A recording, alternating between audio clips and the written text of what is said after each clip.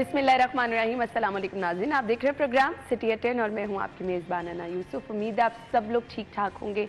हमने आज के प्रोग्राम में नाज़रीन अपने मेहमानों को भी मदऊ किया है और कुछ चीज़ें हमने आपको गाइड करनी है कि अगर आपके साथ कोई इस तरह का धोखा हो गया है कि आपने नया मोबाइल फ़ोन ख़रीदा और वो पुराना निकल आया, या फिर अच्छे ब्रांड का मोबाइल ख़रीदा और धोखा हो गया। सो आपको आज कुछ टिप्स बताएंगे कि आपने किस तरह से मोबाइल फ़ोन ख़ास तौर पर ख़रीदते हुए किन किन चीज़ों का ख्याल रखना है। इसके साथ साथ जिनकी बर्थडे आज उनको भी विश करना है।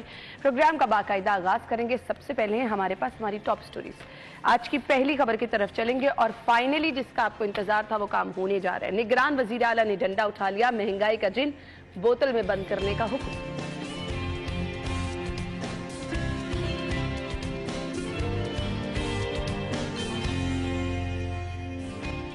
7 जदीद ऑपरेशन थिएटर बनाने का प्लान तैयार। जिना अस्पताल में हर शोबे को स्टेट ऑफ द आर्ट बनाएंगे गौहर एजाज। माले मुफ्त दिले बेरहम, परवेज इलाही जाते जाते एलडीए को 8 अरब का नुकसान पहुंचा गए। और उडा का लैंडफिल साइट को पार्क गोल्फ कोर्स में बदलने का प्लान।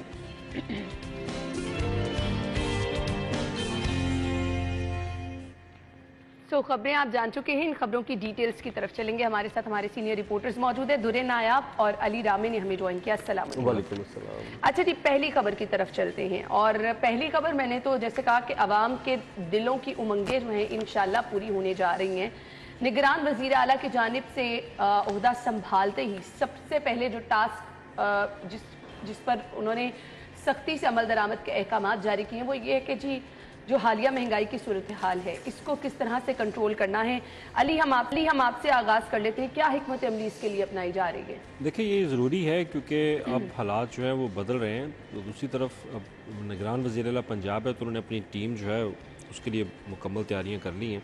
आईजी पंजाब बहुत बड़ा है, बहुत बड़ा चैलेंज है, बहुत बड़ा चैलेंज। उन्होंने कल चीफ सेक्रेटरी को भी वाज़ह तौर पर हदायत दी कि अगर ये नहीं होगा तो फिर आपके ऊपर ही सवालात उठेंगे, क्योंकि गुड गवर्नेंस के लिए ये सारे माफियाज हैं हर जगह बैठे, किस किस को कंट्रोल करेंगे और किस किस की मुखालिफत लेंगे आप? देखिए, निगरान सेक्टर में ये भी होता है कि आपका किसी के साथ पॉलिटिकली इतना तल्लुकात नहीं होता। बिल्कुल, आपने सही कहा। जो एक सियासी जमात आती है वो एक नुमाइंदा जमात होती है, उन्होंने अपने वोटर्स को भी देखना होता है। तो यहाँ पर अब मेरा ख्याल है कि ब्यूरोक्रेसी जो है वो अब खुल के काम करेगी। उन्होंने काम करना ही करना है क्योंकि निगरान सेटअप है। निगरान सेटअप में आपको सियासी जमात का आपको एक प्रेशर जो है ऊपर से प्रेशर वो इतना ज़्यादा नहीं होता जो एक इलेक्टेड हुकूमत के अंदर होता है। तो लिहाजा उन्होंने क्राइम के हवाले से और गुड गवर्नेंस के हवाले से और ये अशिया और नोश के हवाले से उन्होंने वाज़ह तौर पर हदायत दी कि चीफ सेक्रेटरी साहब आपको ये अमल करना पड़ेगा। वो अपनी तमाम जो हिरारकी है उनको वो अलर्ट करें और साथ ही जो डिस्ट्रिक्ट इंतज़ामिया है उनको भी हदायत दी गई कि वो इन चीज़ों के ऊपर बिल्कुल भी जो है वो ख़ास तौर पर तवज्जो दें और इनको जो ये माफिया है इनको छोड़े मत।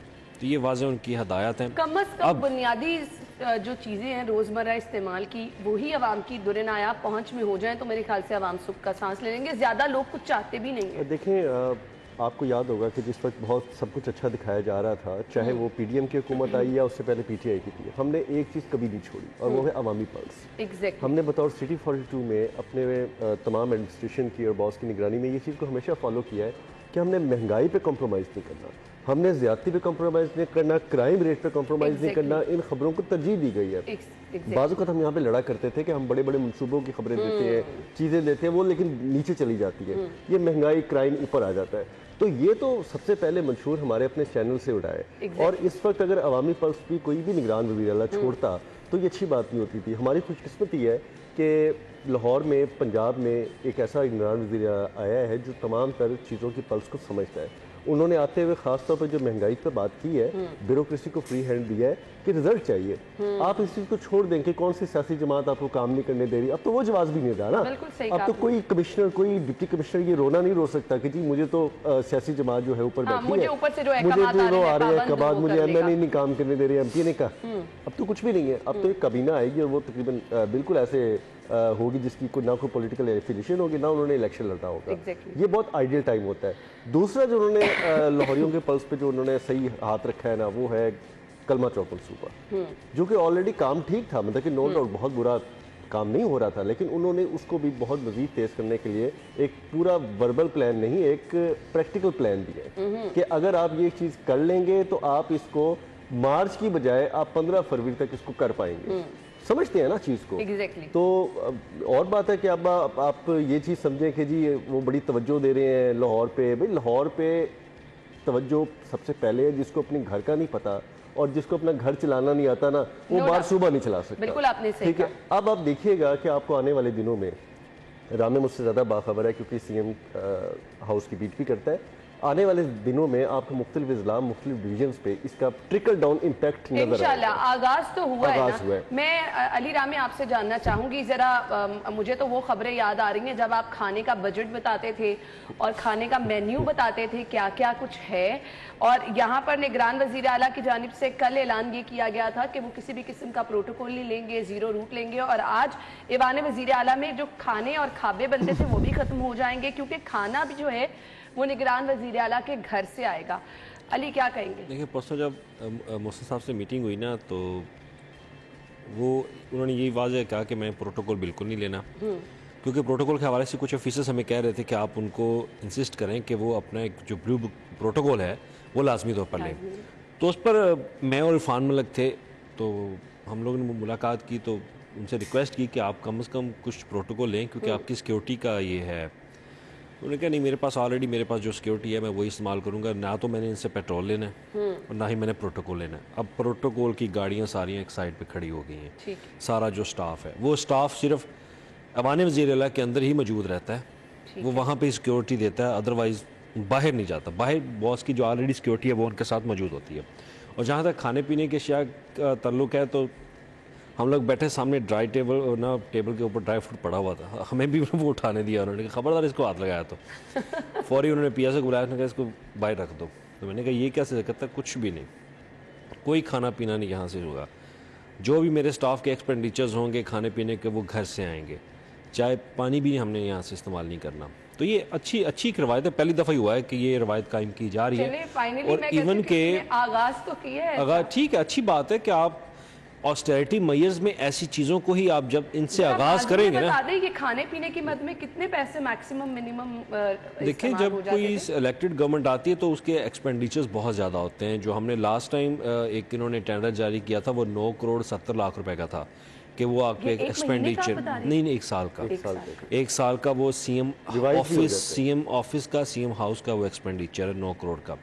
अब उसमें क्योंकि कुछ पर्सनैलिटीज़ ने आना होता है, कोई आपकी वीआईपी पर्सनैलिटीज़ होती हैं, फॉरेन कंट्री से लोग आते हैं, उनके लिए आपने खाना, देखिए वहाँ पे जो सरकारी ऑफिसर है वो तो घर से ही आते हैं ना, अगर कोई वहाँ से अमला मौजूद है तो अमले के लिए खाना ज़रूरी है। तो 9 करोड़ क्या सिर्फ पूरे स्टाफ के ऊपर आप खर्च कर देंगे? ये तो गलत बात है ना। ऑफिस आएँ, अपना काम करे जाएँ। उन्होंने दोपहर का खाना उन्होंने बंद कर दिया, उनको कोई खाना शाना नहीं लेकर आएगा, जो भी आपने करना वो अपना खुद से करें। अगर कोई मेहमान आता है तो उसको चाय पानी बिस्किट दे बस, और इससे ज़्यादा कुछ भी नहीं है, सिर्फ मेहमान के लिए, अदरवाइज़ किसी के लिए कोई ऐसे नहीं होगा। तो ये एक अच्छी रवायत है, यहीं से आप एक्सपेंडिचर्स को कंट्रोल करते हैं। और दूसरी तरफ डेवलपमेंट के बजट के ऊपर उन्होंने बहुत फोकस करना है, क्योंकि डेवलपमेंट के बारे में उनके पास इंफॉर्मेशन होती है, हर डिपार्टमेंट की इंफॉर्मेशन है उनके पास, वो जानते हैं कि किस तरह से चलाना। मैंने तो अब उनके साथ देख लिया है कि वो किस तरह से चला रहे हैं, और ब्यूरोक्रेसी को भी पता है कि ये बंदा चला लेगा। अब उनकी वजह ये है कि उनका अपना एक प्रोटोकॉल है, उनका अपना एक सिस्टम है, उनको किसी से कोई लेन देन का मसला नहीं है, या तो उन्होंने कोई इसी से काम करवाना हो गैर कानूनी, तो इसलिए वो ब्यूरोक्रेसी भी जो है वो इस वक्त सहम चुकी है। और ना उनके पास मोहम्मद खान भट्टी साहब हैं, हाँ, जो शेल्टर देंगे तमाम ब्यूरोक्रेट्स उनको शेल्टर की जरूरत नहीं है, उनको शेल्टर की जरूरत नहीं है। अब वहाँ पे जो माहौल है, साफ शफाफ तरीके से काम करना है, फिर आपको किसी किस्म के शेल्टर की जरूरत भी नहीं होती। यहाँ पे मैं नाज़रीन आपको ये भी बता दूं कि पीटीआई के दौर के तमाम 97 लॉ अफसरान को फारिग किया गया है, 56 ऑफिसर तैनात कर दिए गए हैं। टीम दुरे नायाब कितनी मैटर करती है आपकी? मेरा ख्याल टीम ही मैटर करती है, और हम सियासत में ये बात बहुत डिस्कस करते आए हैं कि अगर सियासी टीम अच्छी हो तो बहुत सारे लीडर्स जो हैं उनको ना सिर्फ फलने फूलने का मौका मिलता है बल्कि वो बेहतर परफॉर्म कर भी जाते हैं। लेकिन जब आपकी टीम ही अल्ले तल्ले और अयाशियाँ कर रही होती है और तमाम वो चीज़ रूल्स को बाईपास कर रही होती है जो आपने अपने ऊपर नाफिज किए होते हैं, तो फिर आप कैसे तरक्की कर सकते हैं। जो रामे ने बात की कि बिल्कुल ठीक है, जिस मनसब पे अब मोहसिन रज़ा नकवी साहब बैठे हैं जाके, ये एक साहिब हैसियत का मनसब होता है। तो साहिब हैसियत के मनसब पे जब वो बैठते हैं जाके, तो ये चीज़ें ना बहुत ही बेईमानी हो जाती हैं कि जी आप वहाँ से कॉफ़ियाँ पी रहे हो, लोगों को बुला के खाने खिला रहे हो, आपके बड़े बड़े ब्रांडेड होटल से जो परवेज इलाही साहब करते थे या बाकी करते थे, वहाँ से खाने आ रहे हो। मैं कहती हूँ परवेज इलाही साहब ने तो पैसा उड़ाया है। तो ये चीज़ें अच्छी नहीं समझी जाती। और अपना ऊपर जो बंदा जब अपनी जेब से खर्च करता है तो उसको अंदाज़ा होता है कि मैंने किस तरह से सबका ख्याल करना है। और ये अफसरान जो है ना, आप देखें कि ब्यूरोक्रेसी की तो हालत ये हो गई कि पहले हम पुलिस पर तनकीद करते थे कि मोटी तोंदे हैं और उनकी हैयत ख़राब है, उनको पता ही कोई नहीं है। तो ब्यूरोक्रेसी में अब ये हंस रहा है, इसके ज़हन में वो सारे ब्यूरोक्रेट सारे होंगे जिनका मैं नाम नहीं लेना चाहता। तो ये फ़ायदा भी होगा दोपहर का खाना ज़रा कंट्रोल करने से कि उनका शुगर, मोटापा, ब्लड प्रेशर, हर चीज़ कंट्रोल हो जाएगी। और जो बंदा कम खाता है ना, वो ज़्यादा परफॉर्म भी करता है। बिल्कुल आपने सही कहा। अच्छा, आप की खबर है सुमेर अहमद सैयद और मोहम्मद खान रांझा मुदस्सिर वहीद की खिदमत पंजाब के सपोर्ट की गई हैं, कैसे देखते हैं इनकी खिदमत? मेरा तो ख्याल है कि जो प्राइम मिनिस्टर के ऑफिस में काम कर रहे थे सुमेर अहमद सैयद खास तौर पे, बड़े अच्छी रिप्यूट के अफसर है, भी वो काम कर चुके हैं और बड़ी अच्छी रिप्यूट के अफसर है। और आपको पता है कि जब बतौर DGLD वो आए तो इस सिस्टम में उन्होंने कहा जी कि मैं हाथ खड़े हैं, मैं इनके साथ नहीं चल सकता, या मेरिट का कोई नफाज नहीं हो रहा था, बुज़दार साहब थे ना, तो उन्होंने कहा जी इनका मेरिट मैं नहीं कर सकता। तो ऐसे अफसरों की बड़ी अशद ज़रूरत थी। यही वो ऑफिस है जिसको प्राइम मिनिस्टर ऑफिस में जब शहबाज शरीफ साहब आए तो उन्होंने वो अफसर चुने जो उनके हाथों की पॉलिश की हुई थी। उनके हाथ में DC थे, परफॉर्म किया था कैप्टन उस्मान साहब, मेंगल साहब, सुमेर साहब, ये तब वो अफसरान थे जिनको मौका मिला और उन्होंने परफॉर्म किया। यहाँ पे तो पंजाब में ये हालत हो चुकी थी कि मौका ही किसी को नहीं दिया जाता था। ग्रेड 17 वाले 18 वाले DC लग के मौके हासिल कर रहे थे। तमाम PMS सर्विस के जो बंदे कभी सेक्शन ऑफिसर भी बतौर अच्छा परफॉर्म नहीं कर सके, उनको आपने ऐसे ऐसे मौके दिए क्योंकि प्रिंसिपल सेक्रेटरी साहब की अपनी ख्वाहिशात थी। अब ये लोग वो लोग हैं जिन्होंने विफाक में अच्छा परफॉर्म किया। ठीक है, आप अब इसको सियासत से मुंसलिक ना करें। सियासी परफॉर्मेंस और है, लेकिन विफाक की ब्यूरोक्रेसी की परफॉर्मेंस और है। तो उसमें से मैं समझता हूँ कि अपने 3 अच्छे बंदे अगर विफाक ने पंजाब हुकूमत को दिए हैं तो ये उसको अच्छा यूटिलाइज करेंगे। खासतौर पर सुमेर सायद साहब, इन्होंने लाहौर में बड़ा काम किया, बड़े उद्दों पर काम करके हर चीज़ को समझते हैं, ब्यूरोक्रेसी को समझते हैं, एडिशनल सेक्रेटरी वेलफेयर रहे, इनके सारे अखराजात और अल्लाह को भी समझते हैं। तो चीज़ें अच्छी होंगी, इन अफसरों को अच्छी पोस्टें दी जाएंगी। चलिए जी, हम दुआ गो हैं कि ये चीज़ें अच्छी भी हों। मैंने अली से पूछना है फवाद चौधरी साहब की गिरफ्तारी के हवाले से, उनके बयानात के हवाले से क्या कहेंगे? देखिए, रात को जब उन्होंने उनकी ये स्टेटमेंट आई तो एक स्टेटमेंट वाकई हैरानकुन थी। मतलब आपने ठीक है, आप तनकीद ज़रूर करें, इख्तलाफ रखना आपका हक ज़रूर है, लेकिन आप ख़ानदानों तक तो ना पहुँचें। आपने फैमिली मेम्बरान की जब उन्होंने बात की ना, तो ये मैं पर्सनल होना तो हैरान था कि मैंने कहा इनको इस तरह की स्टेटमेंट नहीं देनी चाहिए, तो ये तो उनकी फैमिली को खतरा हो जाएगा। अब देखिए, कासिम अली शाह के साथ आपने क्या किया। आप जब किसी को गद्दार कह दें, कोई रास्ते में आपको मिल गया, उसने कहना है गद्दार, उस बंदे की क्या इज्जत रहेगी? बिल्कुल आपने सही। आपने उसको कह देना है कि जनाब ये लोग PDM के साथ मिले हुए, ये हुकूमत के साथ मिले, ये मुंशी का बंदा है। आपने कल इलेक्शन कमीशन को मुंशी कह दिया। आप उनको सियासी तौर पर तनकीद ज़रूर करें, लेकिन इस तरह के अल्फाज जो हैं वो इस्तेमाल ना करें, और उनकी फैमिली को आप वार्निंग दे रहे हैं। माजरत के साथ PTI ने ट्रेंड ये बना लिया है कि इखलाकियात, अल्फाज का चुनाव, ये चीजें तो दुरे आप करीब से नहीं गुजरे। सिर्फ कोई भी PTI का मेरा मुखलिस दोस्त चले अपनी जमात के साथ मुखलिस है, वो सिर्फ ये सोचे कि जब उसकी फैमिली, उसके घर के बारे में ये कहा जा रहा होगा, और जब बातें उसके अपने घर तक आएंगी तो कैसा महसूस होगा। आप मीडिया पर आकर इस तरह की बातें किसी के वालिद की वजह से, उसके किसी फैसले या किसी सियासी स्टेप की वजह से उसके बीवी बच्चों को, उसकी माँ बहन को आप इस तरह किसी भी जिम्मेदार नहीं ठहरा सकते आप। और ये हमारे भी कहाँ पे ये बात आती है। आपने ऐसा कल्चर दे दिया है, और मुझे तो बड़ी हैरानी फवाद चौधरी साहब से हुई क्योंकि कानून दान भी है, वो बिल्कुल समझते हैं ऐसी चीज़ों को। लेमैन तो नहीं है ना कि हमने तो लॉ नहीं पढ़ा, चले हमने बहुत हद तक, हम कोई लॉ ग्रेजुएट तो नहीं है, हम कोई माने ताने कानूनदान तो नहीं है कि भाई आप कानूनदान होके कैसी बातें कर रहे हैं। आपको अगर बिल्कुल एतराज़ात हैं, आप कानूनी जंग की बात करते थे, आप कानूनी जंग लड़ें। आप अदालतों पर एतमाद की बात करते थे, आप अदालतों पर एतमाद करें, लेकिन इदारों को ठेस पहुंचाने वाली बात, इदारों को टारगेट करने वाली बातों से परहेज करना चाहिए। इदारों में तैनात जो ऑफिसर्स हैं, उनकी फैमिलीज को इस तरह गौर ना करें आप लोग। कल को कोई बंदा खड़ा हो कि उनको कोई नुकसान पहुंचा दे, फिर कौन जिम्मेदार होता है? और इन चीजों को को सोचना पड़ेगा। और कल को ये तो बिल्कुल हल्का सा मुंह बना के कह देंगे जी हमने तो ऐसी ही बात की थी जी, हमारा तो मकसद ही कोई नहीं था। अगले की फैमिली बेचारी पता नहीं कहाँ कहाँ किस तरह सफर करे। ऑफिशियल वर्क के ऊपर आपको एतराज़ात हैं, आपके पास कोर्ट्स मौजूद हैं, आप कोर्ट्स में जाएं। अगर आपको किसी के काम पे एतराज़, आप कोर्ट्स में जाके अपना फैसला ले लें, सिंपल सी बात है। आपको एक सरकारी, ठीक है आप समझते हैं कि ये उन्होंने कोई भी फैसला वो करते हैं तो वो गलत करते हैं, सिंपल सी बात है, आप अदालत में जाएं, जो कि आज पीटीआई ने फैसला किया है कि वो निगरान वज़ीर आला के खिलाफ जो है वो अदालत में जाके उनको चैलेंज करें। ठीक है आप चैलेंज करें, कानूनी हक है, ये आपका राइट है, आप करें जाके आगे, अगर अदालत जो है वो फैसला करेगी। लेकिन इस हद तक नाजरीन भी अगर सुन रहे कि आपकी किसी फैमिली को वार्निंग देना ये इंतहाई गलत बात है। आप उसकी ज़ात तक उस महदूद रहें, उसके फैसले तक आप महदूद रहें, लेकिन उसकी फैमिली तक ना पहुंचे। मुझे याद है कि हम पुरानी फिल्में देखा करते थे ना, कभी छोटे होते थे तो पंजाबी फिल्मों में होते थी, तो वो दो बदमाश होते थे, वो आपस में लड़ रहे होते थे, तो दूसरा बदमाश कहना से कि भाई सानू ना करा तक नहीं जाना, अपनी लड़ाई अपनी है। और वो इतना अदब एहतराम इस चीज को फिल्म में दिखा रहे होते थे कि कोई बदमाश किसी की फैमिली तक नहीं जाता। बिल्कुल ऐसे ही है, वो कहता था लड़ाई अपनी अपनी है ये। लेकिन ये कल्चर आप भी जिम्मेदार सीट पे होकर आप इस तरह के बयानात दे रहे हैं, ये तो इंतहाई अफसोसनाक है। खैर अभी एक अपडेट भी आप तक पहुंचा देते हैं। पीटीआई रहनुमा फवाद चौधरी की गिरफ्तारी का मामला है, कैंट कचहरी पे उन्हें पेश किया गया है राहदारी रिमांड के लिए। फवाद चौधरी को जुडिशियल मजिस्ट्रेट कैंट मुदस्सिर हयात की अदालत में पेश किया गया है। ये अब तक की अपडेट थी। हम एक ब्रेक लेंगे, ब्रेक के बाद आपको ज्वाइन करते हैं, हमारे साथ ही रहिएगा।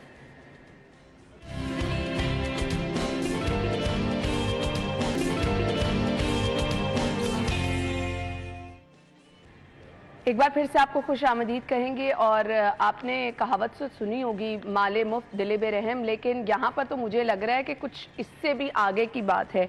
परवेज इलाही साहब ने जाते जाते क्या किया है जी, 8 अरब का नुकसान एलडीए को पहुंचाया है। 8 अरब थोड़े पैसे नहीं है। दुरे नायाब आप ही की खबर है ये। देखें, कानून की धज्जियां उड़ाना भी इसमें शामिल है। आपका कोई भी एक्ट, कोई भी कानून इसको सपोर्ट नहीं करता कि आपने एक लैंड एक्विजिशन की हो थ्रू प्रॉपर चैनल, और वहाँ पे आपने अदायगियाँ की हो, सरकार के पैसे दिए हो, हमारे टैक्सों के पैसों से वो अदायगियाँ करके वो ज़मीन आपने ली हो।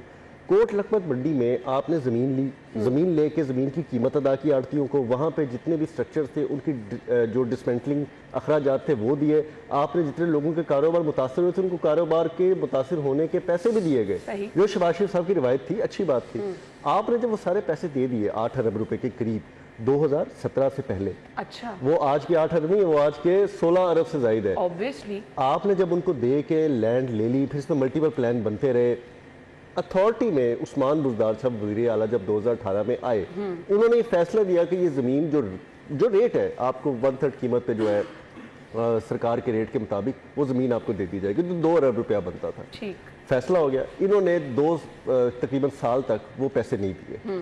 कैंसलेशन होती है फैसले की, दोबारा फैसला होता है, दोबारा से ये टाइम लेते हैं, किस्तें कराते हैं, आसानियां लेते हैं, सब कुछ हो जाता है, फिर पैसे नहीं देते। एक दिन यास्मीन राशिद साहिबा जो है ना, वो मीटिंग करती हैं, वो कहती है नहीं जी ये तो पैसे बड़े हैं। अब हेल्थ के पास कौन से पैसे की कमी है? आप प्राइवेट हॉस्पिटलों को थ्रू हेल्थ कार्ड और प्राइवेट वेंडर्स को आप कितना नवाज रहे हैं। आप सरकार को 2 अरब रुपए की जमीन नहीं दे सकते जिस पर उन्होंने 8 अरब खर्च किया। इन्होंने कहा जी वो नहीं होगा। खैर चौधरी परवेज इलाही साहब तो हमारे बादशाह आदमी है, उनके पास ये फैसला आया, उन्होंने अथॉरिटी में ज़बरदस्त तरीके से कर दिया। पहली दफ़ा एलडीए ने अपनी वर्किंग पेपर में लिखा है कि जी हम नहीं कर सकते, ये कानून के मुनाफी है, ये एलडीए के और पंजाब के जो लैंड डिस्पोजल एक्ट है उसकी मुनाफी है, हम ये नहीं कर सकते। अच्छा वरना वो नहीं करते। एलडीए तो लकीर का फकीर है, जो नौकरी साहब ने हुक्म दिया और हम जी लेट गए। एलडीए ने खुद लिखा जी कि हमारी ज़मीन है, 8 अरब रुपए है, 2 अरब भी अगर सरकारी रेट नहीं दे सकते तो आप यहाँ अस्पताल बना के क्या करेंगे? आप यहाँ पे मुख्तलिफ जो प्लान आपने किए हैं, कमर्शियल बना लें, कुछ कर लें आप, जिससे रेवेन्यू आए, सरकार को पैसा आया, हमने इस पर पैसा खर्च किया है। अगर आप अरफा क्रीम सेंटर की तरह का प्लाजा बना लेंगे, कितनी हॉट लोकेशन है, तो आपको कितना अरब रेवेन्यू साल का आएगा। लेकिन नहीं जी, अब वो माफ कीजिएगा, अरफा क्रीम टावर भी खड़ा करके कोई रेवेन्यू हासिल नहीं हुआ, नुकसान में जा रहे हैं। कई दफ़ा इनसे पूछा गया कि आपने कितना अब तक रेवेन्यू जमा किया है, वो हुकूमत से पैसे लेके अपने सरकार की एंटिटी तो कायम है ना। हॉस्पिटल बहुत ज़रूरी है दुरे भाई, हॉस्पिटल बहुत ज़रूरी है। आप ये बताएं कि कानून में इस चीज़ कमर्शियल के लिए जगह कोई और डिसाइड कर लें। ये जगह अगर हॉस्पिटल को दे दी जाती है बहुत बेहतर है। जहाँ तक आपकी बात है, आप 1 इंच खरीदी हुई ज़मीन, आप ठीक है नहीं मुफ्त दे सकते, आप नहीं मुफ्त दे सकते, लेकिन बदले में जो 2 अरब रुपए की पहले डिमांड की गई थी आप वो पूरी कर देते।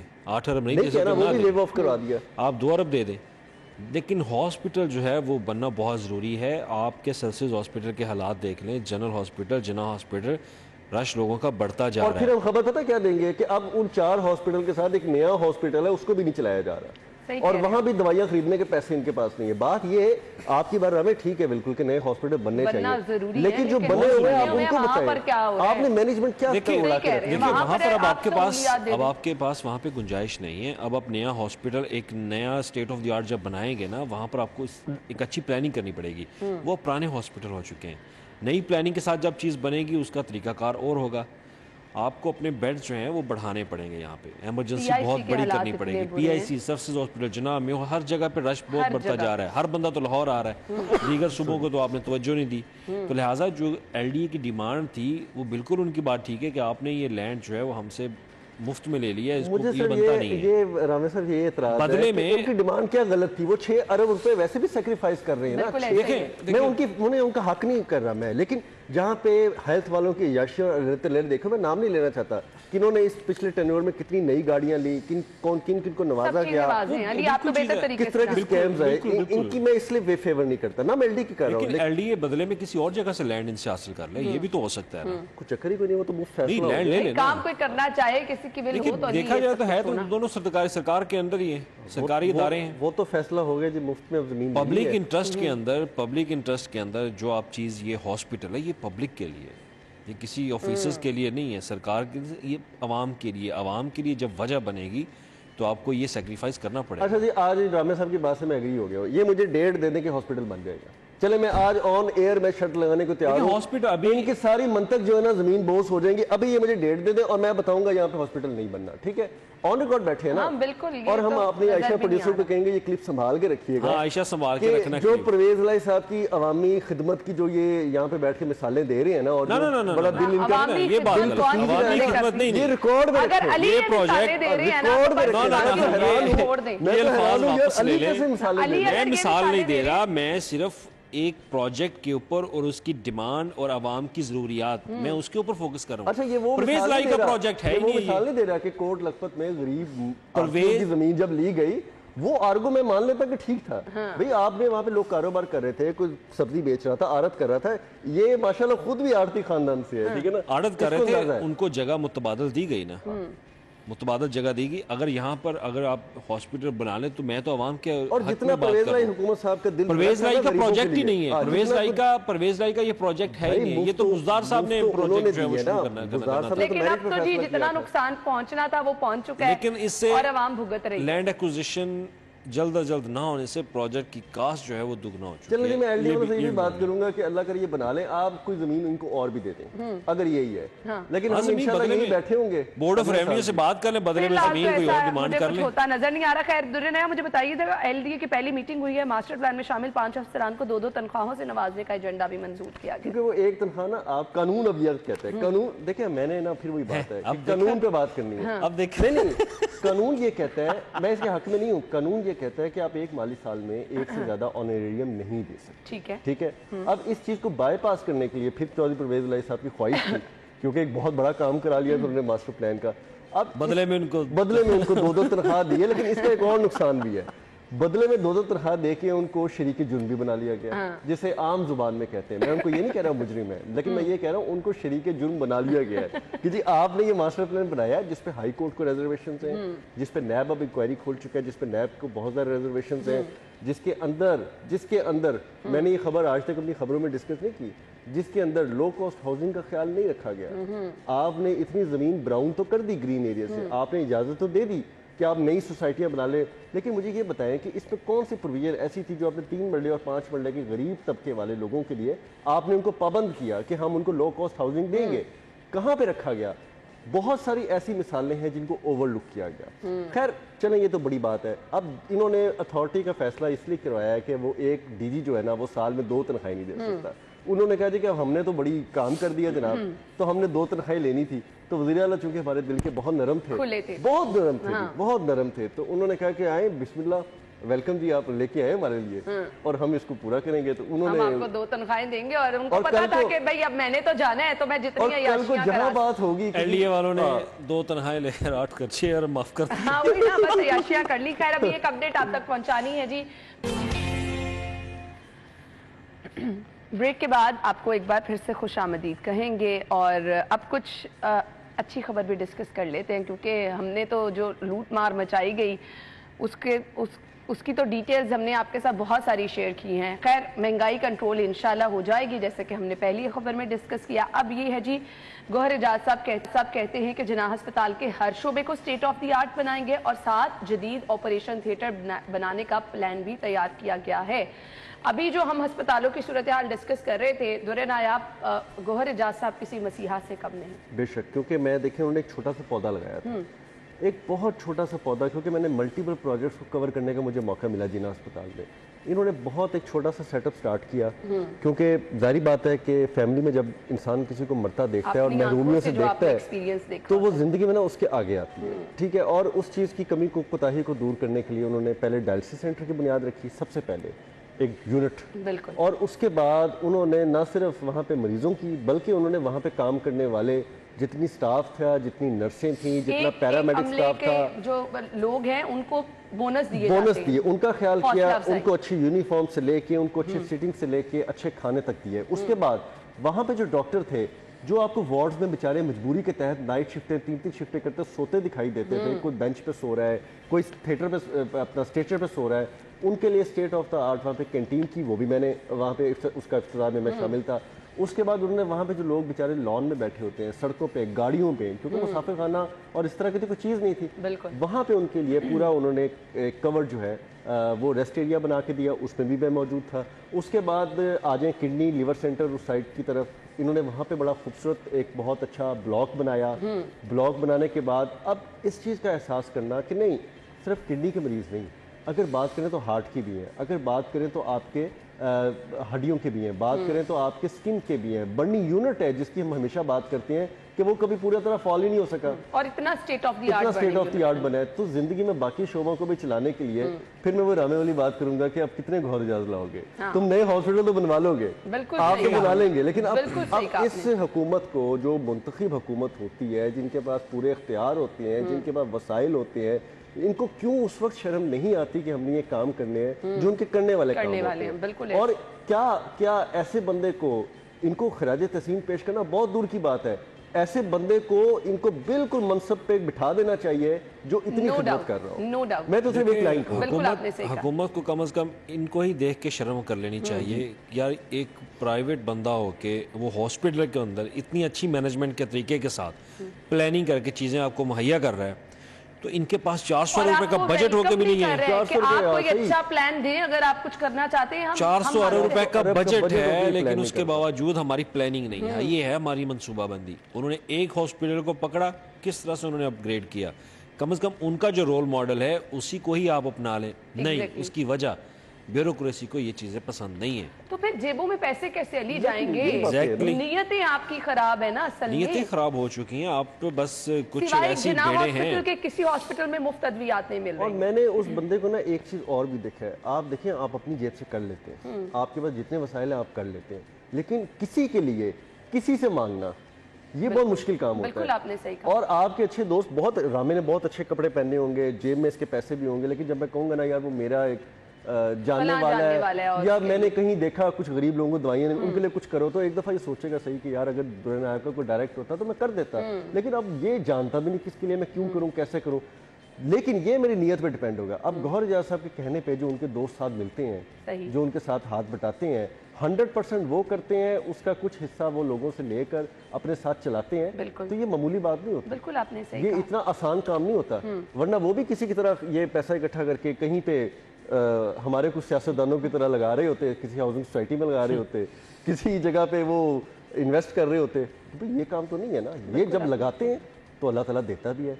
ब्यूरोक्रेसी का मसला ये है कि वो खुद लगाना चाहते हैं, उसमें कमीशन खाना चाहते हैं, उसमें हिस्सा रखना चाहते हैं, तमाम तर लोकल परचेज जितनी दवाइयों की होती है उसमें अपनी कंपनियों को नवाजना चाहते हैं, थर्ड क्लास किस्म के काम करते हैं। इनकी कंस्ट्रक्शन में जाके आप जो गौहरजा साहब की तवस्सुस से हुई है और इनकी कंस्ट्रक्शन सरकारी में जमीन आसमान का फर्क है। अच्छा जी, अब ये तमाम चीजें सुन के कि जी जिन्ना अस्पताल में इतनी फैसिलिटीज मौजूद हैं, अली लोगों का रश अल्टीमेटली वहाँ बढ़ जाएगा, तो वहाँ भी तो फिर चीजें संभालना मुश्किल हो जाएंगी। एग्जैक्टली, जहाँ पे आपको सहूलियात ज्यादा नजर आएंगी आपकी तरजीहात वही होगी कि आप उधर जाएं। सपोज अब हमसे कोई के अस्पतालों में सहूलियात, मैं किसी को रेफर करूंगी कि भाई आप जिन्ना हॉस्पिटल चले, वहाँ पे सहूलियात ज्यादा है। तो यही वजह है कि जब एक हॉस्पिटल आपको स्टेट ऑफ द आर्ट नजर आ रहा है तो सब लोगों का रुख उस तरफ ही हो जाएगा। लेकिन खुदारा इस पर तवज्जो दें कि आप दीगर हॉस्पिटल्स जो हैं अगर उनकी अपग्रेडेशन नहीं हो सकती, कम से कम वहाँ पे अद्वियात जो सहूलियात आपको पास मैसर है ना, उनको ही एक गर्दिश में ले आए ताकि वो रुके ना, वो सिलसिला रुके ना, वो चलता रहे। जिस टाइम वो सिलसिला रुक जाता है तो पूरे का पूरा हॉस्पिटल जो है वो उसका कहते हैं पट्ठा बैठ गया, ये वाली सूरत हाल होती है। जब ये सिस्टम में निज़ाम में ये चीज़ें ठीक हो जाएंगी तो आम आदमी को सेहत के हवाले से कोई शिकायत नहीं होगी। बिल्कुल आपने फिर आपके जो लोग हैं वो प्राइवेट हॉस्पिटल का रुख नहीं करेंगे। असल वजह भी यही है। और दूसरी तरफ जो हेल्थ कार्ड का आपने शुरू देखें, बजट के अंदर मैं अभी सोच रहा था कि बजट के अंदर जब हेल्थ का बताया जाता ना, हेल्थ के लिए 400 अरब रुपए का बजट, जब 2-3 माह गुजरते हैं ना वो सारा 400 अरब निकल के सामने आ जाता है। अभी 400 अरब गया कहाँ पे? ये तो आवाम को चाहिए ना कि आपको जब बजट अनाउंस किया जाता है तो बड़े ऐलान किए जाते हैं। ये तो आवाम आपसे पूछती है ना, आप कवर करते हैं 400 अरब। फिर आप इन सियासतदानों से पूछें कि 400 अरब कहाँ पे गया जो आप अनाउंस करते हैं। इतना बजट आप एलोकेट करके सिर्फ 150-200 अरब सिर्फ तनख्वाहों की मद में आप जारी कर देते हो, तो 200 अरब में क्या सेहत की सहूलियात आप फराहम करेंगे? आप हॉस्पिटल्स में जाके पूछें उनकी डिमांड्स क्या हैं, उनकी डिमांड्स आप खरबों में पहुंच चुकी हैं। कोई इस तरह का रहम दिल बंदा वाकई भेज दे जो वाकई इन चीजों का ख्याल रखे। अदरवाइज रहम दिल के साथ साथ हमारे अंदर अपनी पैदा होनी चाहिए, अखलाकियात पैदा होनी चाहिए। बिल्कुल आपने सही कहा। इंसानियत अगर आपके अंदर से जिस तरह से जो हालात है, मैं तो कहूँगी किसी के अंदर इंसानियत नजर ही नहीं आ रही, जिस तरह से लोग अस्पतालों में रो रहे हैं, बिलक रहे हैं। Welcome back. और खबर यह है, रूडा का लैंडफिल साइट को पार्क गोल्फ कोर्स में बदलने का प्लान है। फिजाई आलूदगी और जेर जमीन पानी आलूदा होने की वजह से महमूद बूटी और लखोडेर लैंडफिल को खत्म करने का मंसूबा आखिरी मरहले में है। दुरे नायाब जी बिल्कुल, ये लखोडेर में आपने देखा है कि एक होता है जब मरी आप एंटर होते हैं, बड़े खूबसूरत पहाड़ नजर आते हैं, लेकिन जब महमूद बूटी और लखोडेर की करीब तो आपको कूड़े के पहाड़ नजर आते हैं। कूड़े के पहाड़, अच्छी आपने मिसाल दे दी। पाकिस्तान के अंदर कोई ऐसी गाड़ी नहीं है जो इतनी पैक हो कि उसके अंदर वो स्मेल ना दाखिल हो सके। बिल्कुल आपने सही कहा। इंपोर्टेड गाड़ी हो, लोकल गाड़ी हो, कोई भी गाड़ी हो ना, वो जितनी मर्जी शीशे बंद कर ले, चढ़ा ले, उसके अंदर वो स्मेल ऐसी आएगी। और मुझे तो इत्तेफाक हुआ लाहौर वेस्ट कवर करते करते वहां पे खड़े होने का, मुझे तो 2-3 बार चक्कर आए हैं वहां पे। और मुझे पता है कि मैं कैसे डबल ट्रिपल मास्क पहन के हम बड़ी ईद पे जाते थे, उसका सारा अब देख। अब प्रॉब्लम वहाँ पे एक और है कि इन्होंने उस जदीद तरीके से जिस तरह से इसको लैंडफिल को कवर करना चाहिए था वो तकरीबन नहीं कर पाए उस तरह से। अब उसके अंदर एक तो बहुत ज़्यादा कीचड़ और एक स्लज बन चुका है इतना ज़्यादा कि वो खतरनाक है, वहाँ पे वर्कर्स जाने से डरते हैं। दूसरी बात है कि वहाँ पे मीथेन गैस पैदा हो रही है। अच्छा। जो आपको चढ़ती है और ऐसी चढ़ती है कि आप जो है ना बड़ा मुश्किल से बेहोश होते बचते हैं। और वहाँ पे अगर आग लग जाए तो वो कई दिन तक चलती है, वो भी होते हैं। अब इसको सारी चीज़ों को हैंडल करना, इनको सारों से बचना, इसके बाद इसको ग्राउंड में तब्दील करना, वहाँ पे मिट्टी डाल के इसकी तमाम तर जो ड्रॉबैक्स है उसको कवर करना, ये रूडा के लिए एक बहुत बड़ा चैलेंज होगा। और इसको रिकवर करने के लिए अरबों रुपया दरकार होगा कि पहले आपने उस ज़मीन को तकरीबन इस हद तक लाना है कि वहाँ पे कम से कम आपके इस काबिल हो जाए कि आप इसको ग्राउंड में, लॉन में, गोल्फ कोर्स में, किसी चीज़ में तब्दील कर सकें। तो अरबों रुपए का प्रोजेक्ट है, अल्लाह करे कि कर सके, क्योंकि वसाइल बहुत चाहिए। स्मेल तो ख़त्म नहीं होगी, स्मेल तो कई सालों तक ख़त्म नहीं हो सकती है, इम्पॉसिबल है। कोई बंदा कह दे जी कि स्मेल ख़त्म हो जाएगी और हम रातों रात कोई ऐसा ट्रीटमेंट कर देंगे, कूड़े के ढेर नहीं यहाँ पे। तो मैं आपको कहता हूँ कि इम्पोर्टेड गाड़ी दुनिया की कोई मंगवा लें आप और उसमें बैठ के वहां से गुजरे, जितनी मर्जी लॉक हो। रामे साहब आप ये चैलेंज कर ले, आपकी गाड़ी में उसकी स्मेल ना। अच्छा, वहां पर हमने कोई गैस की प्रोडक्शन के भी कोई प्रोजेक्ट सोचे हुए थे, एनर्जी सेविंग के। LWMC ने भी कुछ प्लान किया हुआ था 2013 से प्लानिंग भी हो रही है। नहीं हो रहा, सरकार मेरे ख्याल तवज्जो नहीं दे रही इसके ऊपर। उनको चाहिए नहीं कि बिजली, ये हमारे जैसे होते हैं ना प्रेस क्लब के इंतखाबात, तो प्लॉट लेने की एक वजह होती है, उसके लिए वोट कास्ट करते हैं। तो यहाँ पर लोड शेडिंग का मसला बना के ना वोट लिए जाते हैं। तो ये आए रोज़ इन्वेस्टर्स हैं वो अपने प्रोजेक्ट्स लेकर आते हैं, अपनी फिजिबिलिटी रिपोर्ट्स लेकर आते हैं, प्लान लेकर आते हैं, लेकिन हुकूमत उस पर तवज्जो नहीं देती। हालांकि फायदा अल्टीमेटली किसका है जी? हुकूमत का भी, आवाम का भी फायदा है। साहब बता रहे हैं कि वहाँ से गैस पैदा हो रही है, तो गैस दिमाग को चढ़ी, तो वही गैस उठा लें यार, आप लाहौरियों को बिल्कुल आपने सही कहा। हमारे पास वक्त कम है। थैंक यू सो मच, आपके वक्त का शुक्रिया। नाज़रीन, ब्रेक होगी, हेडलाइंस, और फिर आते हैं वापस शो में।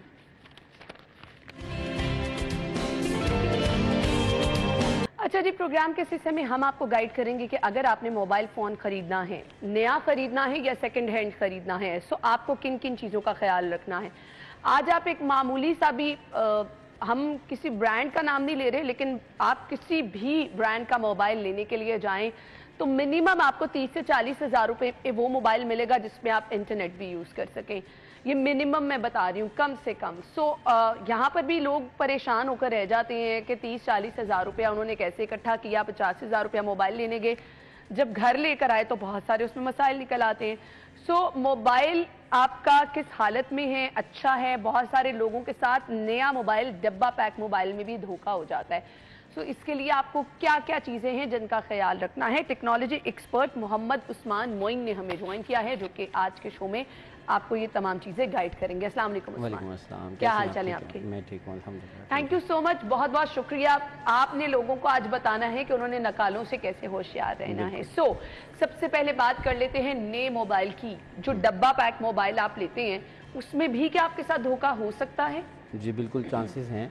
और मैं इस सिलसिले में ये कहना चाहूँगा कि जो हमारे शॉपकीपर हजरात हैं उनको थोड़ा सा ख्याल करना चाहिए। वो अपना टारगेट अचीव करने के लिए फ़ोन्स को पहले से एक्टिवेट कर लेते हैं, और जो फ़ोन मार्केट में यूज्ड आते हैं और वो रीपैकेबल कंडीशन में होते हैं, लाइक स्लाइटली यूज़ होते हैं, तो उनको भी रीपैक कर लिया जाता है। That's not fair. और ये सरासर शॉपकीपर जो हैं वो ख़रीदार हजरात के साथ धोखा करते हैं, तो ऐसा नहीं होना चाहिए। तो इसमें एक चीज़ तो ये है कि जब आप फ़ोन ख़रीदने के लिए जाते हैं तो आप किसी रिलायबल शॉप पे जाएं, वहाँ से बाय करें। और अगर आपको ख़ुद से थोड़े से कॉन्शियस होकर फ़ोन बाय करें, तो आप 2-4 शॉप्स को विज़िट करके फ़ोन की पैकिंग को, बॉक्स को देखते हुए, बात कही है कि आपको 3-4 जगहों पे विजिट करना चाहिए और रिलायबल आपको शॉप देखनी चाहिए, और फिर उसके बाद आपको अपना मोबाइल खरीदना चाहिए। मुझे अब ये बताइएगा कि कुछ ऐसी चीज़ें जो आप चाहें कि आप नाजरीन को बताएं कि मोबाइल की हालत देख के आपको अंदाज़ा हो जाए कि ये यूज़ हुआ है या नहीं। वो कौन सी ऐसे टिप्स हैं कि आपको एक नए मोबाइल में पता चल जाएगा फ़ौरन के मोबाइल यूज़? जैसे ही आप बॉक्स पैक फ़ोन को अनबॉक्स करते हैं, ट्राई करें कि आप जब शॉपकीपर के पास हैं तो वहीं पर ही फ़ोन को अनबॉक्स कर लें। ठीक है। आल्दो कि आपने गिफ्ट भी करना हो तो आप बाद में उसको रीपैक करवाएं, वो करके देंगे आपको, बिकॉज ये उनकी यूज टू उनके वो। हाँ, साथ में एक और भी बात है कि दे आर एक्सपर्ट इनफ कि वो उसको रीपैक कर सकते हैं। ठीक है। तो आप इस चीज़ को बड़ा ओपनली देखें, और जब आप फ़ोन ओपन कर रहे हो बॉक्स में से, जब आप अपनी डिवाइस को निकाल रहे हैं तो उस पर थंब इम्प्रेशन ना हो। ये बहुत इंपॉर्टेंट बात है। बिकॉज जो बंदा पैक कर रहा होता है उस टाइम पे वो अपनी इस चीज़ को थोड़ा सा कॉन्शियसनेस में नहीं आता कि मेरे हाथों के इंप्रेशन जो हैं वो जा रहे हैं फ़ोन पे, तो उसकी रैपिंग और इस चीज़ को थोड़ा सा ख्याल रखें, तो आप इस धोखे से बच सकते हैं। ठीक हो गया। अब आ जाएं जिन्होंने सेकंड हैंड मोबाइल खरीदना है, उनको किस किस चीज़? देखिए, पाकिस्तान की इकोनॉमी का सबको पता है इस टाइम कितने बुरे हालात चल रहे हैं। तो यूज़ फ़ोन की मार्केट ऑलरेडी है, और 2018 में जब पीटीए ने टैक्स अप्लाई किया तो उस वक्त भी जो है यूज़ फ़ोन की इंपोर्ट पे पाबंदी थी। तो हमारे पाकिस्तान मोबाइल एसोसिएशन के सदर हैं बाबर महमूद साहब, उनकी रहनुमाई में हमारा एक डेलीगेशन पीटीए को विज़िट करके आया था, और उस वक्त बैरिस्टर हमाद जो हैं वो इसको लीड कर रहे थे। तो उनकी मेहरबानी से हमें यूज़ फ़ोन की प्रॉपर ऑफिशियल इंपोर्ट की इजाज़त मिली, first time in Pakistan history. तो उसके बाद जो है यूज़ फ़ोन की प्रॉपर जो है वो इंपोर्ट होना शुरू हुई, और at the time of import custom duty और टैक्सेस पे होके वो पीटीए अप्रूव फ़ोन मार्केट में आते रहे। अब उन सारी चीज़ों में मोस्टली जो लोग थे वो फ़ोन्स को इंपोर्ट तक की टाइम तक तो यूज्ड फ़ोन को ही मार्केट में रिपेयर करके और उसको मेकअप करके, इन सेंस ऑफ के हाउसिंग चेंज कर दी, ग्लास चेंज कर दिया एलसीडी का, बैटरी चेंज कर दी, इस तरह से करके सेल कर रहे थे। लेकिन यूज़ फ़ोन की इंडस्ट्री को काफ़ी जो है वो फ़रोग मिला और उसमें काफ़ी काम हुआ। तो यूज़ फ़ोन मार्केट में जो है वो मोस्टली ज़्यादातर वो फ़ोन बिक रहे होते हैं जो पाकिस्तान में प्रोडक्शन नहीं हो रही, जिन कंपनीज़ की पाकिस्तान में प्रोडक्शन नहीं है। तो वो फ़ोन जो हैं वो मार्केट में जब आते हैं तो आप उसमें फ़ोन की फ़ोन की डिवाइस को आप फ़ोन को अपनी नज़र से गौर से देखें, उसके सारे एजेस को अच्छी तरह से देखें, उसकी बैक साइड पे देखें, इवन आपकी जो एलसीडी पैनल है वो फ़ोन के ऊपर प्रॉपरली पेस्ट हो, कोई एज उसका बाहर ना हो, क्यों, और उसके जो सिक्रू हैं, सिक्रू पे भी गौर करें, कहीं उस पर सिक्रू ड्राइवर के निशानात तो नहीं है। तो ये छोटी छोटी चीज़ें हैं जो कि गौर करने वाली होती हैं। ठीक, तो उससे बचा जा सकता है। अच्छा, समटाइम होता है पैनल बिल्कुल चेंज हुआ होता है और आपको वो पता भी नहीं चल रहा होता कि किसी ने पैनल चेंज किया हुआ है, तो उसका किस तरह से पता चलेगा? हाँ, उसमें ये है कि जो एक फ़र्ज़ करें एक नॉर्मल डिवाइस है जो कि 50,000 के राउंड अबाउट की है, तो उसमें वो एक ऐसी डिवाइस है जो मार्केट में कॉमनली अवेलेबल होती है और हर बंदा उसको सेल कर रहा होता है क्योंकि वो बेसिक डिवाइस बन चुकी होती है। तो आप जब 2, 3, 4 शॉपकीपर्स को विजिट करेंगे, उनसे प्रोडक्ट देखेंगे, तो your eye sight will tell you कि आपकी ये डिवाइस की एलसीडी की जो ग्राफिक्स हैं या उसकी जो ब्राइटनेस है वो किस लेवल की है। यानी ब्राइटनेस से भी आप अंदाजा लगा ब्राइटनेस से, उसके टच को यूज़ करने से, उसकी ग्राफिकली उसकी जो डिवाइस की जो एलसीडी की रिस्पांस है उससे आपको अंदाज़ा हो जाता है कि ये फ़ोन रिपेयर्ड है या नहीं। लेकिन ऑब्वियसली तब आप कंपेयर कर पाएंगे जब आप 1-2 शॉप्स को विजिट कर चुके होंगे। एक ही जगह से फ़ोन बाय करेंगे तो आप इस चीज़ को नहीं जज कर सकते। बैटरी हेल्थ कहते हैं बहुत मैटर करती है, आपको मोबाइल खरीदते हुए इस चीज़ का भी ख्याल रखना है। उसमें भी रद्दोबदल क्या हो जाती है? जी, ऐसा है कि बैटरी जो है वो एक डिवाइस आ चुकी हुई है जिससे बैटरी बूस्ट हो जाती है। अगर आपकी बैटरी हेल्थ 80% शो हो रही है तो आप उसको 100% तक दोबारा शो कर सकते हैं।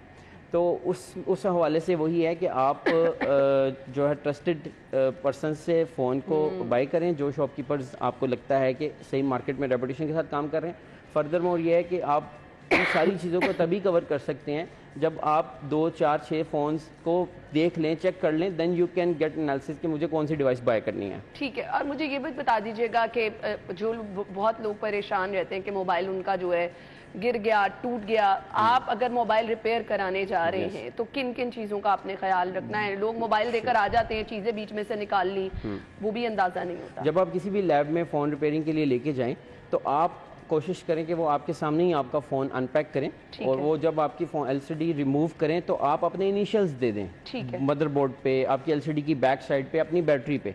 बेसिकली ये 4-5 प्रोडक्ट्स, इसके कंपोनेंट्स ऐसे हैं, पार्ट्स ऐसे हैं जो कि कॉस्टली हैं, जिनमें धोखा होने के चांसेस ज़्यादा होते हैं। ये चेंज कर लेते हैं लोग, चेंज कर लेते हैं। तो आप उसमें अपने इनिशियल्स करके हैं और आप जब रिपेयरिंग के लिए फ़ोन दे रहे हो तो अपने फ़ोन को लॉक भी लगाएं ताकि आपका डेटा जो है वो मिसयूज़ ना हो। ये एक बड़ी इंपॉर्टेंट बात है जो मैं आपके चैनल की वसाकत से बताना चाहूँगा कि एंड्रॉयड फ़ोन को चाहे आप रिपेयरिंग के लिए दे रहे हैं, चाहे आप सेल कर रहे हैं, आप उसको रीसेट करें। जब आप सेल कर रहे हैं तो उसके अंदर जंक डाटा डाल के दें, बिकॉज मार्केट में ऐसे सॉफ्टवेयर मौजूद हैं जो कि उसको रिकवर कर सकते हैं। इवन आप फ़ोन रीसेट करके देते हैं, फॉर्मेट करके देते हैं, उसके बावजूद फ़ोन को रिकवर कर लिया जाता है और डेटे को मिसयूज़ किया जाता है। अच्छा, तो इससे अब कैसे बचा जा सकता है? इससे बचने के लिए सबसे बेहतरीन हल यही है कि आप उसके अंदर जंक डेटा डालें, चाहे आप अपनी मूवीज़ और मीडिया डाल दें, अपनी PDF फाइल्स डाल दें। यानी लेट्स सपोज कि आपने मोबाइल सेल करना है, उससे पहले आपने अपना मोबाइल रीसेट कर लिया, उसके बाद आपको कोई डाटा बीच में डालना है। ऐसा डाटा डालें क्योंकि सॉफ्टवेयर जो है वो लास्ट डाटा को रिकवर करेगा, so that your personal data can not be recovered. Okay, so ये बहुत इंपॉर्टेंट बात है जो कि मुझे बतानी थी और मैं अपने जो है वो यूज़र्स को, अपने जो क्लाइंट्स हैं उनको भी ये इन्फॉर्म करता रहता हूँ। स्पेशली एंड्रॉयड फ़ोन के अंदर आप उसकी मेमोरी को फुल बटा फुल जंक डाटा के साथ लाजमी करके बेचें, ठीक है, सो दैट आपका अपना पर्सनल डाटा जो है वो महफूज रह सके और मिसयूज़ ना हो सके। सही, ये एक बहुत इंपॉर्टेंट बात है। सही। अच्छा जी, अब कुछ ऐसी चीज़ें बता दें कि जिससे आपको ये लगे कि ये मोबाइल जो है बहुत ज़्यादा यूज़ हुआ हुआ है। आवाज़ की क्वालिटी, आपका स्पीकर, रिसेप्शन क्वालिटी, यस। आप क्या क्या चीज़ें हैं जिससे आपको एकदम पता चल जाएगा कि मोबाइल बहुत ज़्यादा यूज़ हुआ? देखिए, अगर आप किसी भी फ़ोन को एक नॉर्मल यूज़र की बात अगर नज़र से देखा जाए तो हमें सबसे ज़्यादा जो चीज़ इंपॉर्टेंट है वो चाहिए होती है कॉलिंग, और साथ में हमें अपना मीडिया यूज़ करना होता है। सोशल मीडिया के यूजेज आजकल आपको पता है ज़्यादा, तो उसके लिए जो चीज़ें ज़रूरी हैं उसमें यही है कि आप एक कॉल करके चेक कर लें, आपकी माइक और एयरपीस चेक हो जाता है। फिर जब रिंग टोन आपको आती है, कॉल बैक आती है, तो आप उस वक्त रिंगर की साउंड को भी एनालिसिस कर सकते हैं कि ये ओके है, स्टैंडर्ड। उसके बाद आप अपने वॉल्यूम कीज़ को चेक कर लें, ऑन ऑफ के बटन को चेक कर लें, और इसके अलावा आप कैमरा को चेक करें, कैमरा के जितने भी स्टेप हैं जूम के उनको चेक करें, और उसके बाद एक पिक्चर लेके भी चेक करें। समटाइम कैमरा लाइव में ठीक नज़र आ रहा होता है, जब आप पिक्चर लेते हैं तो उसके अंदर डॉट्स आ जाती हैं क्योंकि कैमरा लेंस में प्रॉब्लम होती है। सिमिलरली आप वीडियो का एक छोटा सा 1-2 मिनट का क्लिप बना लें, उसमें भी माइक अलग यूज़ होता है, तो वीडियो क्लिप के लिए जो माइक यूज़ हो रहा है वो भी साथ चेक हो रहा है। तो सिमिलरली आप जो है फ़ोन की बैटरी हेल्थ को भी देख सकते हैं अंदर सेटिंग में से, और ये कुछ पैरामीटर्स हैं। इवन चार्जिंग कनेक्ट करके भी आप चेक करें, हैंड फ्री जैक को भी हैंड फ्री लगा के चेक किया जाए, तो आप ऑन दी स्पॉट अपनी तसल्ली से सारी चीज़ों को चेक करके तो फिर आप बाय करें। आपका चार्जर अच्छा होना कितना ज़रूरी है? ओरिजिनल चार्जर की रिप्लेसमेंट, अगर आप मोबाइल को आपका ओरिजिनल चार्जर इधर उधर हो गया है तो आपके मोबाइल की बैटरी कॉम्प्रोमाइज़ होने के कितने चांसेस होते हैं? बिल्कुल, बहुत जो है अच्छी बात, आपने बड़ा अच्छा क्वेश्चन किया है। बेसिकली फ़ोन की बैटरी लाइफ और डेली यूजेज टोटली डिपेंड कर रही होती है कि आपका चार्जर डिवाइस आपकी कैसी है। अगर आपका चार्जर ओरिजिनल है तो वही फ़ोन 2 दिन भी आपकी बैटरी का बैकअप दे रहा होता है, और अगर आपका चार्जर कॉपी है और वो प्रॉपर इलेक्ट्रॉन्स या वोल्टेज प्रॉपर नहीं आपकी बैटरी को चार्ज कर पा रहा है, तो वो आपकी बैटरी की टाइमिंग को भी रिड्यूस करता है और उसकी हेल्थ को भी इम्पैक्ट करता है। सो इसलिए चार्जर का ओरिजिनल होना ज़रूरी है। और अगर आपको मार्केट में आफ्टर मार्केट से चार्जर लेना है तो आप कोशिश करें कि आप स्टॉक लॉट में से यूज चार्जर को प्रेफरेंस दें इंस्टेड ऑफ न्यू चार्जर, या फिर आप रिलायबल सोर्स से ब्रांड न्यू में ओरिजिनल चार्जर को ही बाय करें। सही। अच्छा जी, अब सम टाइम हम ये भी लोगों से सुनते हैं मोबाइल को आपको टीवी के पास नहीं रखना, मोबाइल को आपको गाड़ी में चार्ज नहीं करना, या अपने मोबाइल को आपके पास पावर बैंक यूज करते हैं, ये चीजें भी बैटरी हेल्थ पे कॉम्प्रोमाइज करती हैं। बिल्कुल, इस पे भी मुझे बता दीजिएगा। इसमें बिल्कुल बात फिर वहीं आ जाती है कि एक स्टैंडर्ड है किसी भी फ़ोन के लिए, जो स्टैंडर्ड है उसके बॉक्स पे या इंटरनेट पे हम सर्च कर लेते हैं कि इसको कितने mAh जो है इसकी बैटरी है और इसको कितने वोल्टेज चाहिए, कितने एम्पेयर का चार्जर चाहिए। तो आप उन पैरामीटर्स के ऊपर कोई भी डिवाइस चार्ज करें, चाहे आप गाड़ी में चार्ज करें या चाहे आप अपने होम घर में अप्लाइंसेस के साथ चार्ज करें, तो आप उसको उसके स्टैंडर्ड के चार्जर से चार्ज करेंगे तो आपकी बैटरी की टाइमिंग भी ज़्यादा रहेगी और आपकी डेली परफॉर्मेंस में भी डिफरेंस नहीं आएगा। ठीक है।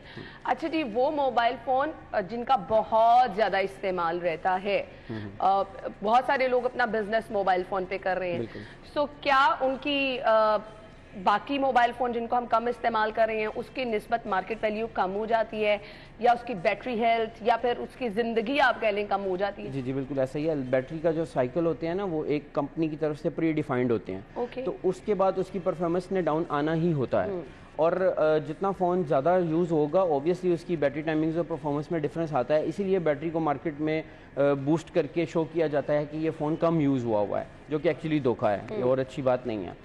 तो इस वजह से जो फ़ोन ज़्यादा यूज़ हुआ होता है उसकी परफॉर्मेंस और जो कम यूज़ हुआ होता है उसकी परफॉर्मेंस में आपको डिफरेंस आएगा once you will compare the both devices. सही। अदरवाइज अच्छा, आपने अपने मोबाइल फ़ोन की केयर क्या करनी है? समटाइम कुछ लोगों से तो बहुत ही मोबाइल फ़ोन गिरता है, और कुछ लोग जो हैं वो मोबाइल फ़ोन पे ऐसे मोबाइल ऑन किया इधर उधर चले गए।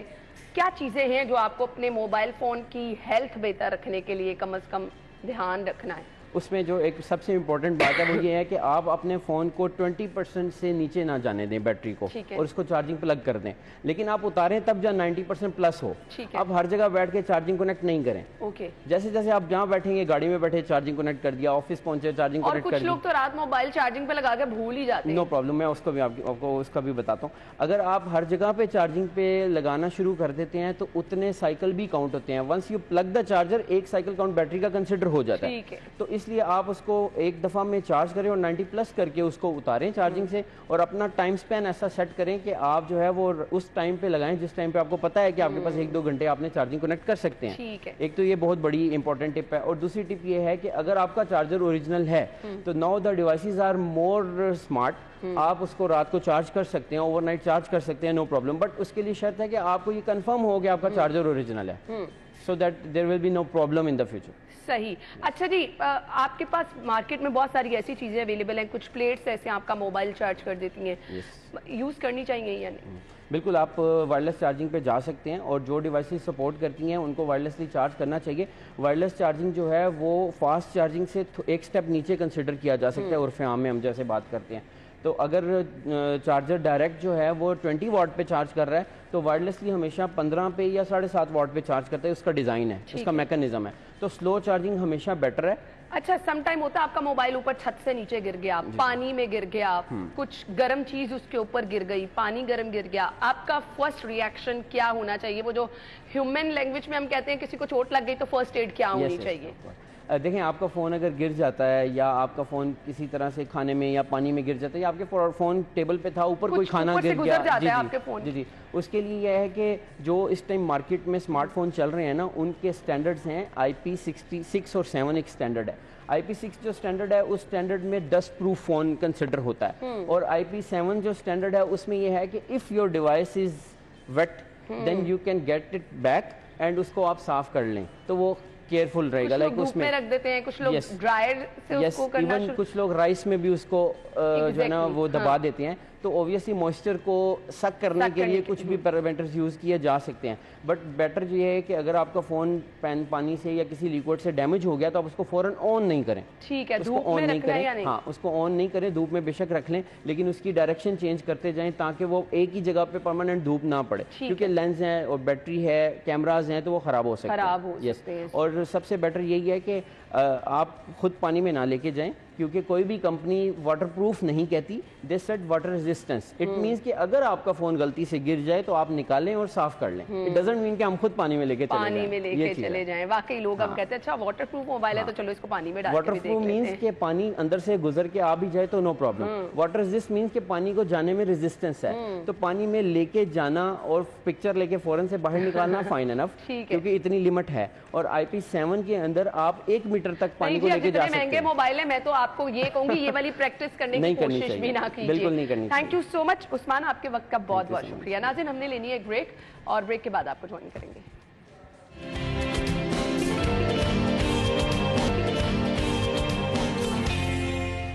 Welcome back. और प्रोग्राम के हिस्से में जी हम शामिल करने वाले हैं अपना सेगमेंट टुडेज हेल्दी टिप।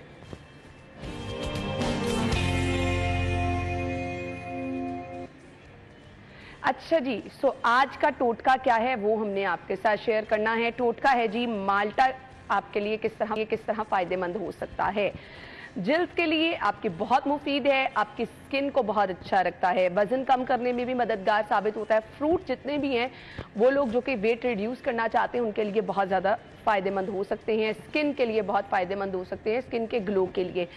आंखों की बिनाई में बहुत ज़्यादा बेहतरी इससे आती है, और मौजूद इसमें जो चीज़ें मौजूद होती हैं, जो न्यूट्रिएंट्स मौजूद होते हैं, फालिज के खतरे को भी वो कम कर देते हैं।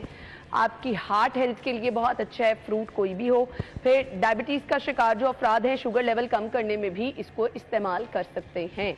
इसके साथ साथ गुर्दे की पथरी जो है उसको भी बनने के चांसेस बहुत ज़्यादा कम कर सकता है। सो अल्लाह ताला ने जितनी ये कुदरती चीज़ें बनाई हैं, फ्रूट्स बनाई हैं, वेजिटेबल्स बनाई हैं, इनमें कुछ ना कुछ तो आपके लिए फ़ायदा है।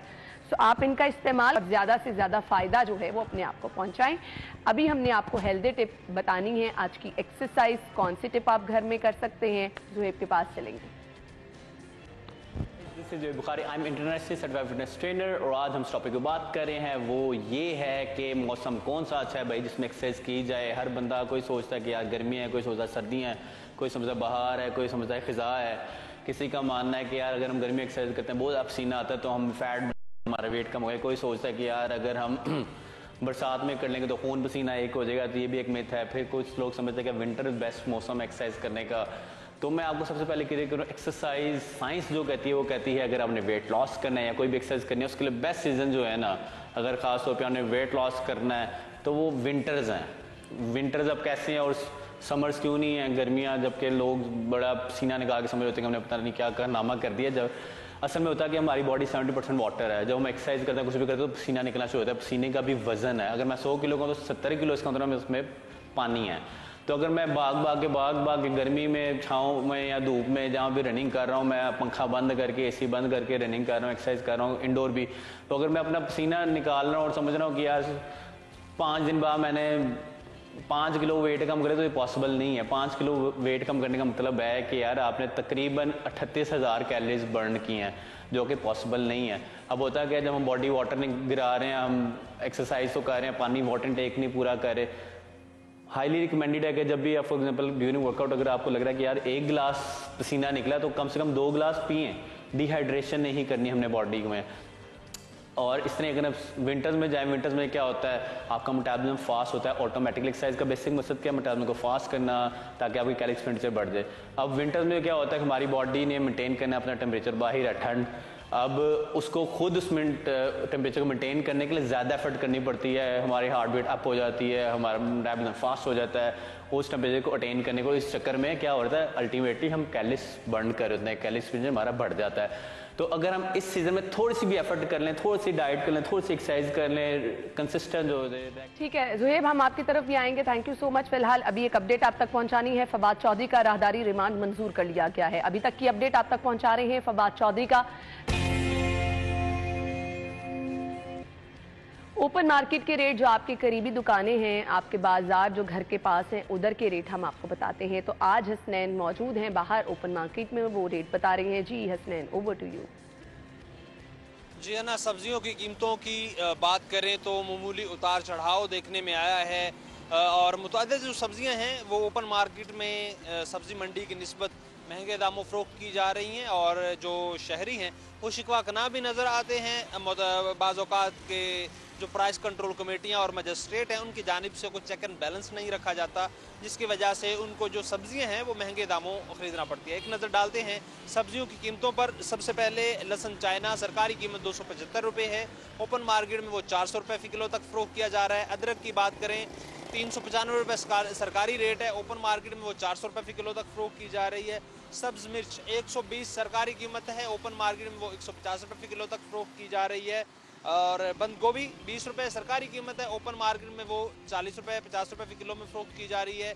जो फूल गोभी है 30 रुपये सरकारी कीमत है, ओपन मार्केट में 50 रुपये फ़ी किलो तक वो फ़रोख्त की जा रही है। सरकारी कीमत के मुताबिक जो आलू कच्चा है छिलके वाला 28 रुपये फ़ी किलो है, ओपन मार्केट में 30 से 40 रुपये फ़ी किलो में वो फ़रोख्त किया जा रहा है। प्याज सरकारी नर्ख 240 रुपये हैं, ओपन मार्केट में 250 रुपये फ़ी किलो तक फ़रोख्त किए जा रहे हैं। इसी तरह जो टमाटर हैं 55 रुपये सरकारी कीमत है, ओपन मार्केट में वो 70 रुपये फ़ी किलो तक फ़रोख्त किए जा रहे हैं। शिमला मिर्च सरकारी कीमत 70 रुपये है, ओपन मार्केट में वो 100 रुपये फ़ी किलो तक दस्तयाब है। मटर जो है सरकारी कीमत 100 रुपये है, ओपन मार्केट में 130 रुपये फ़ी किलो तक दस्तयाब हैं। और जो घिया कद्दू है 64 रुपये सरकारी कीमत है, ओपन मार्केट में वो 80 रुपये फ़ी किलो तक फ़रोख्त किए जा रहे हैं। लीमू चाइना 70 रुपये सरकारी कीमत, ओपन मार्केट में भी 70 रुपये फ़ी किलो तक फ़रोख्त किए जा रहे हैं। दीगर सब्जियों में टिंडे जो हैं सरकारी कीमत 70 रुपये है, ओपन मार्केट में वो 80 रुपये फ़ी किलो तक फ़रोख्त किए जा रहे हैं। गाजर चाइना 64 रुपये सरकारी कीमत है, ओपन मार्केट में 100 से लेकर 120 रुपये फ़ी किलो तक वो फ़रोख्त की जा रही है। देसी गाजर जो है जी 30 रुपये सरकारी कीमत है, ओपन मार्केट में वो 40 रुपये फ़ी किलो तक। ठीक है, ये तो थे जी सब्जियों के रेट। अब मार्केट में आपको बता देते हैं चिकन के रेट क्या हैं। सबसे पहले जी होलसेल पर अगर आप जाएंगे तो आप खरीद सकेंगे 330 रुपये किलो में गोश्त, और इसके बाद रिटेल प्राइस आपको बता देते हैं जी, ये है जी 338 रुपये पर केजी आप खरीद सकेंगे, और इसका बना हुआ गोश्त आपको मिलेगा 507 रुपये किलो में।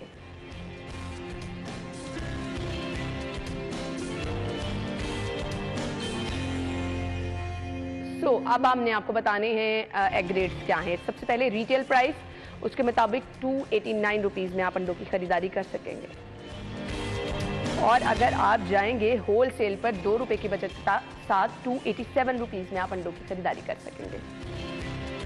इसके बाद जी अगर आप अपने करीबी स्टोर्स पे जाएंगे, वहाँ 288 रुपीज़ में आपके पास घर के जितने भी सुपर स्टोर हैं ऑलमोस्ट सब पे रेट आपको यही मिलेगा 288 रुपये दर्जन। तो ये तो थी जी हमारी रेट लिस्ट जो कि आपको बता दी। अब करेंसी के रेट अगर आपने जानने हैं तो आपको बता देते हैं माल का हाल।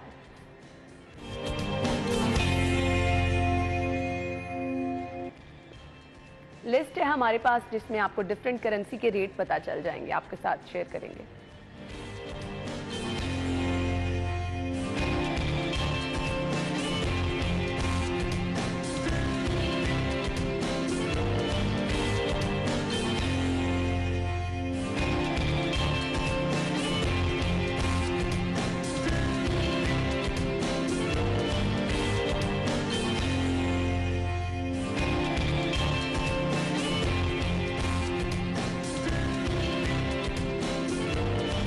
अच्छा जी, हमने आपको करेंसी के रेट तो बता दिए। अब वो लोग जिन्होंने शॉपिंग करनी है और वो तलाश कर रहे हैं कि जी ऑफ कहाँ लगी हैं, सेगमेंट है हमारा बचत बाजार।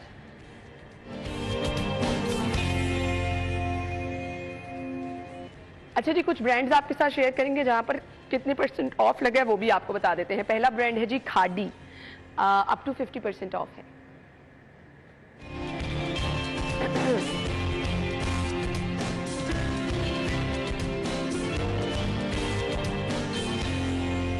क्लॉथ लीलन पे अगर आप जाएंगे 40% ऑफ।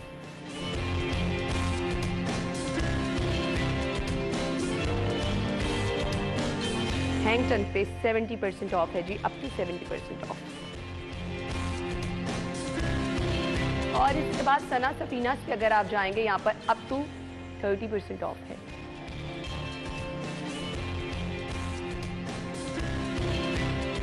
तो जाते जाते हमने एक पैगाम आपके साथ शेयर करना है। हमारा सेगमेंट है एक दिन एक नेकी।